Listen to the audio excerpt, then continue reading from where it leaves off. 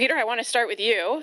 And as we kind of heard from Nick earlier, many thought that initially that this was Andrew Scheer's election to lose. The Prime Minister was coming off of a series of missteps. Nick kind of alluded to many of them, especially the ones that happened during the campaign. But on top of that, we had this kind of visceral division in Canada on issues of a carbon tax and how to deal with pipeline politics, which is another a favorite discussion up in Canada, as well as, you know, bruised by trade actions from China, bruised by the 232 tariffs coming from the United States, and yet the result was a strong minority for the Liberals and a resurgent Bloc. And so I think what I'm going to do is just ask you the question that everyone's thinking is, what exactly happened? Yeah, to use a good Canadian analogy, it was like having a breakaway on an open net and missing the net. And before I begin and answer your question, Sarah, thank you for the question. I want to pay tribute to my colleagues from the Political and Diplomatic Corps who are here and from State Department, Canada Embassy. I feel really blessed to have worked with many in this room, but to have seen from a very unique vantage point the incredible dedication, professionalism within the public service of both of our countries, which to me, like our institutions, is the foundation upon which this relationship is always going to be strong, regardless of who is occupying the White House or 24 Sussex. So that to me was a real gift. And I'll also mention that I am cheering for the Washington Nationals to win the World Series. I think Alex is too, but he calls them by another name. Yeah, I know that's tough from a Cubs fan, and but I also have to qualify. They used to be the Montreal Expos.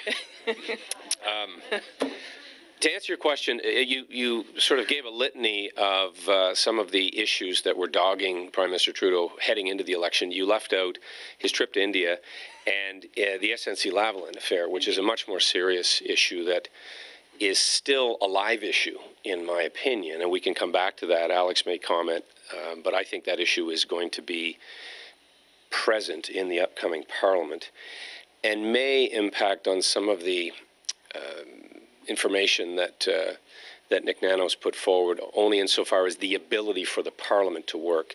What went wrong? Well, I'm going to be very honest with you. I think there was a number of issues that became very prevalent in this election that nobody other than the politicos wanted to talk about. People did not want to talk about women's reproductive rights. They didn't want to talk about revisiting the issue of same-sex marriage. And yet that was thrust onto the agenda. And hung around Andrew Scheer's neck like a stinking albatross, quite frankly. And he wasn't able to deftly deal with those issues when the opportunities arose. And I think among female voters in particular, and those who would have been impacted by any revisitation, it created a nervousness, or it took them out of their comfort zone if they were considering voting Conservative, which, you know, frankly, having known Andrew Scheer, which Nick alluded to, like Stephen Harper, who was Prime Minister for almost 10 years, there was no intention, and is no intention, to revisit those issues.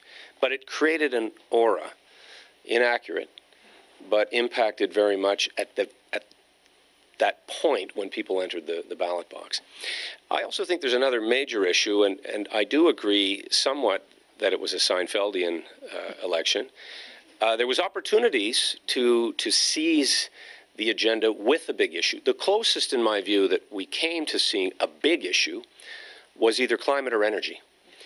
And on energy, Andrew Scheer actually presented what I think was a compelling idea, but didn't fill in the blanks of having, he called it an energy corridor, I'd call it a financial corridor that would span the country.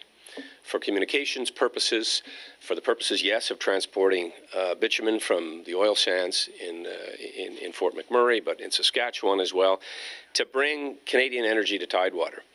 But the issue really didn't catch on, and it didn't really become a factor.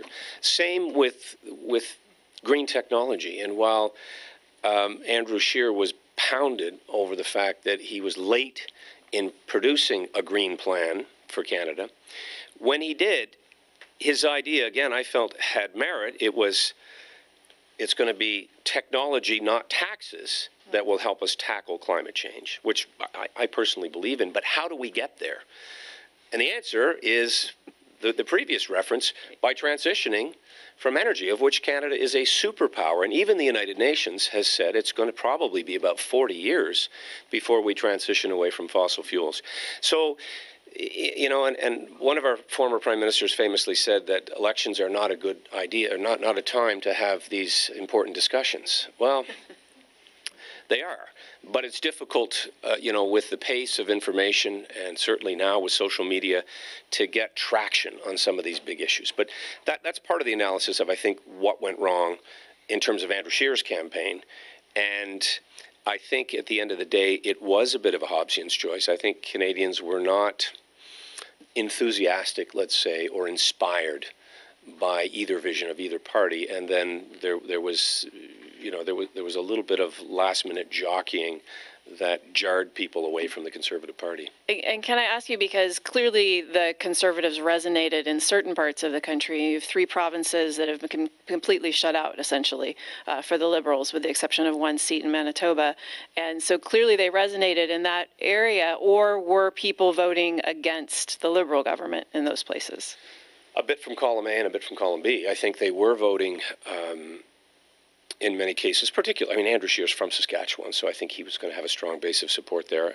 I think that they did associate more with the one party that was pro-energy, and so there was a pro-energy element to that vote, but an anger against the Prime Minister for feeling shut out. I mean, there was a very famous expression of the West wants in that was prevalent in Canada. Well, I'm fearful as a Canadian, an Eastern Canadian, that the West wants out. Right. And they're expressing that in various ways. I don't think it's irreparable. It never is in our country. We have these quintessential debates about our unity. But the vote exacerbated some of that tension that's there, that's real. And, you know, there's a muscle memory of another Trudeau and something called the National Energy Plan that you'll recall, right, that just enraged Western Canadians. And, you know, even to the point where there was a protest once where Prime Minister Trudeau's father flipped the bird, gave the finger to Western Canada, famously, and it resulted in bumper stickers that I remember being horrified that said, you know, let the Eastern bastards freeze in the dark. I was thinking, what did Nova Scotia ever do to deserve that? You know? But they were talking about Ontario and Quebec. what we call Upper Canada.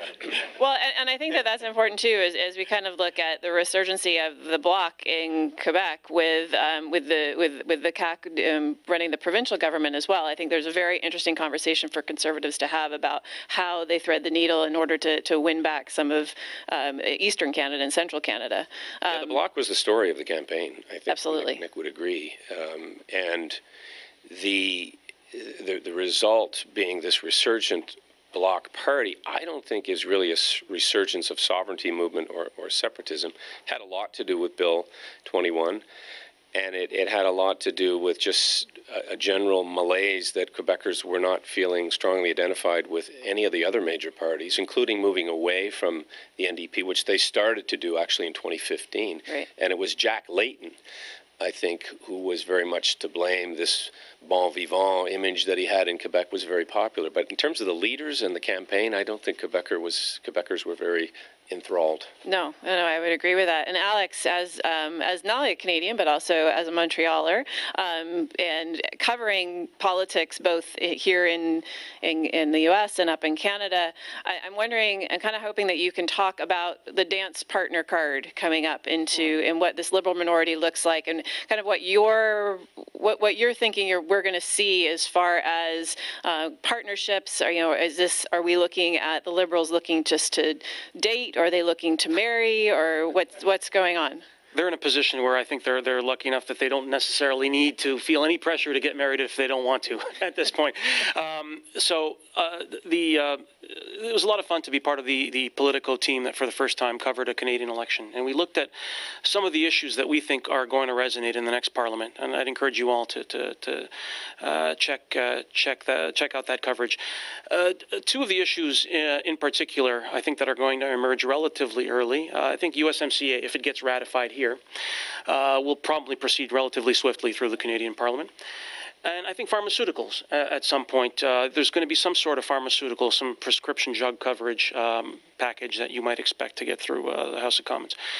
And those two issues illustrate the way the Liberals are quite free to maneuver in the next Parliament, just by dint of the fact that they won so many seats. They're 13 seats shy of a majority right now. And so they can dance with the Conservatives on some issues, like USMCA, Pipeline. and on the pipeline, if anything that ends up in the House of Commons on that issue.